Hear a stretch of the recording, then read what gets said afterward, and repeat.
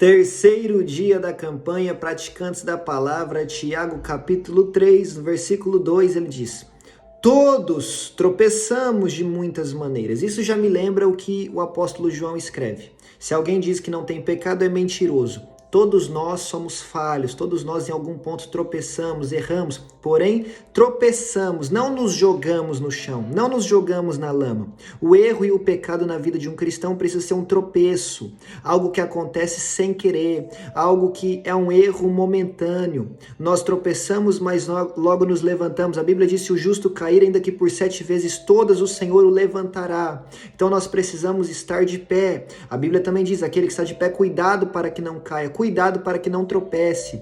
Isso é um pecado na vida de um cristão verdadeiro, um tropeço, algo que acontece sem querer. Porque se nós pecamos por vontade própria, sabendo que estamos pecando, de consciência limpa, de visão clara, então isso é uma iniquidade. Estamos amando o pecado, estamos escolhendo o pecado ao invés da santidade, ao invés de Deus. E aí a Bíblia diz em Isaías 59:2 que o que nos separa de Deus é a nossa iniquidade, a única coisa que pode nos separar de Deus. Então não escolha o pecado, não escolha se jogar na lama do pecado, mas que o pecado que hora ou outra vai acontecer na nossa vida, porque nós somos falhos e pecadores, seja um tropeço. E que quando acontecer, nós busquemos ajuda no Senhor, que a gente se coloque de pé novamente e prossiga rumo ao alvo, que é Cristo, que é a coroa da vida, em santidade. Amém? Nós não podemos viver em pecado. 1 João também diz que o que vive em pecado é filho do diabo. Eu não quero ser filho do diabo, eu quero ser chamado de filho de Deus. Então não posso viver no pecado. Amém? Então ele diz: todos tropeçamos de muitas maneiras. Se alguém não tropeça no falar, tal homem é perfeito. No capítulo 1, nós já falamos um pouco sobre a língua, né? E eu disse: falar em línguas é dom, controlar a língua é fruto do Espírito. E nós precisamos ter os frutos do Espírito, como diz Gálatas 5, os frutos do Espírito que nós plantamos e colheremos a vida eterna. Então, se alguém não tropeça no falar, é perfeito. Versículo 6. Assim também a língua é um fogo, é um mundo de iniquidade. Olha a iniquidade aqui. Colocada entre os membros do corpo, contamina a pessoa por inteiro, incendeia todo o curso da sua vida, sendo ela mesma, a língua, incendiada pelo próprio inferno. Olha o que a língua é capaz de fazer: contaminar um homem inteiro, ser incendiada pelo próprio inferno, pelo próprio mal. Nós precisamos, meus amigos, tomar muito cuidado com o que sai da nossa boca. Tem uma passagem bíblica, eu não me lembro agora, para ser sincero, se está em Salmos ou se está no livro de Jó, mas eu acho que está em Salmos que diz: coloca uma grade na minha boca, Senhor. Para quê? Para que eu não fale coisas que te desagradam, né? Aí ele continua dizendo: toda espécie de animais, aves, répteis e criaturas do mar doma-se e tem sido domada pela espécie humana. O homem consegue domar todos os animais. A língua, porém, ninguém consegue domar. É um mal incontrolável, cheio de veneno mortífero. Olha o que está falando da língua, gente. Com a língua bendizemos ao Senhor e Pai, e com ela amaldiçoamos os homens, feitos à semelhança de Deus. Da mesma boca procedem bênçãos e maldição.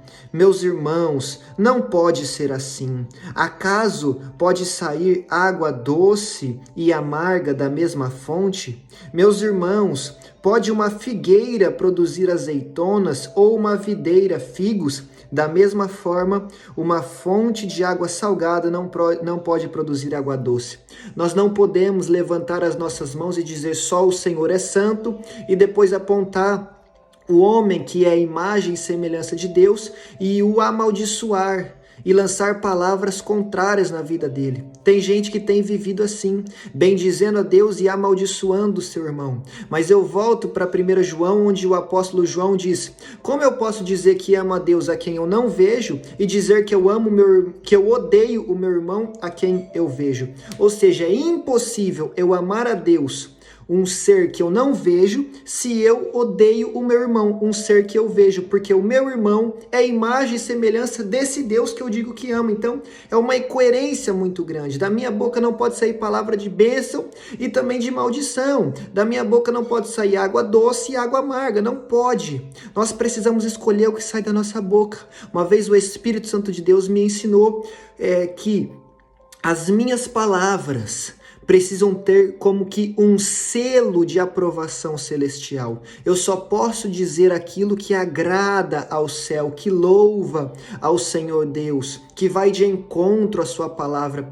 Então que a partir de hoje você ore, pedindo a Deus para colocar uma grade na sua boca, pedindo a Deus para que você tenha domínio sobre a sua língua, pedindo a Deus para que todas as palavras que saiam da sua boca tenham um selo de aprovação celestial.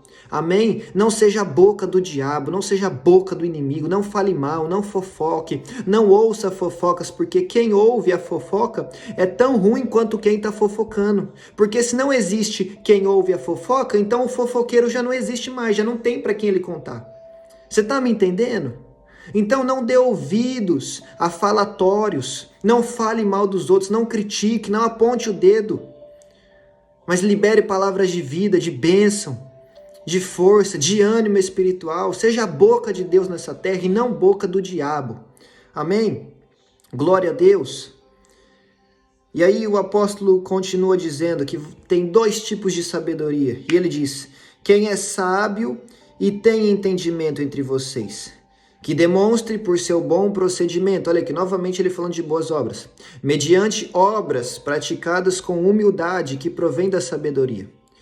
Contudo, se vocês abrigam no coração inveja amarga e ambição egoísta, não se vangloriem disso, nem neguem a verdade. Esse tipo de sabedoria, tá entre aspas aqui, não vem dos céus. O que não vem do céu? Inveja amarga e ambição egoísta. O mundo hoje em dia prega que você precisa ser alguém ambicioso. Cuidado! Existe ambição que é pecaminosa. Inveja é pecado, amargura é pecado, egoísmo é pecado. E a Bíblia está falando, coração com inveja amarga, ambição egoísta. Essa sabedoria não vem do céu, mas é terrena. Não é espiritual, mas é demoníaca. Tiago capítulo 3, versículo 15. Eu não sou o escritor, quem escreveu foi Tiago. Não fui eu que inspirei a Bíblia, quem inspirou foi o Espírito Santo. Eu sou apenas o leitor. Inveja amarga, ambição egoísta é demoníaco. 16. Pois onde há inveja e onde há ambição egoísta, aí há também confusão, e Deus não é Deus de confusão, e há também toda espécie de males. Preste atenção nisso. 17. Mas a sabedoria que vem do alto, antes de tudo, ela é pura, depois pacífica, depois amável, compreensiva, cheia de misericórdia e de bons frutos, imparcial e sincera.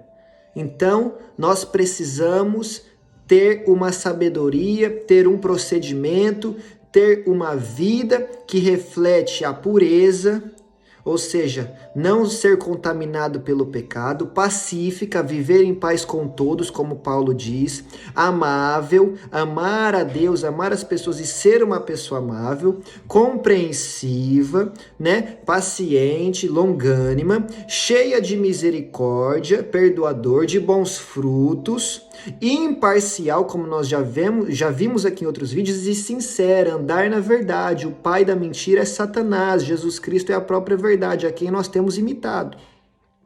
Então, no último versículo 18, ele fala: e o fruto da justiça semeia-se em paz para os pacificadores. Então, você quer colher a justiça de Deus na sua vida?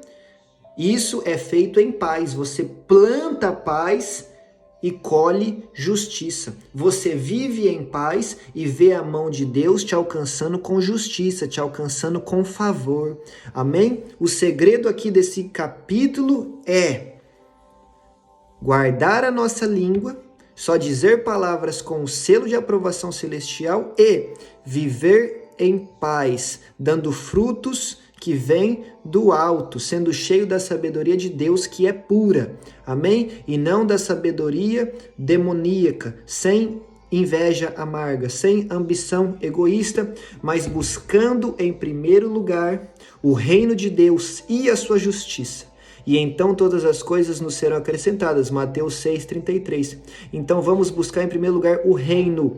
Pessoas que são ambiciosas e egoístas de forma pecaminosa não buscam em primeiro lugar o reino de Deus. Faça uma análise da sua vida e veja qual tem sido a sua prioridade. Coisas dessa terra ou o reino de Deus e a sua justiça? Isso te dirá que tipo de sabedoria está dominando o seu coração, a sua alma, o seu espírito? Se é a sabedoria terrena e demoníaca ou se é a sabedoria celestial que vem do nosso Pai das luzes. Amém? Que Deus te abençoe.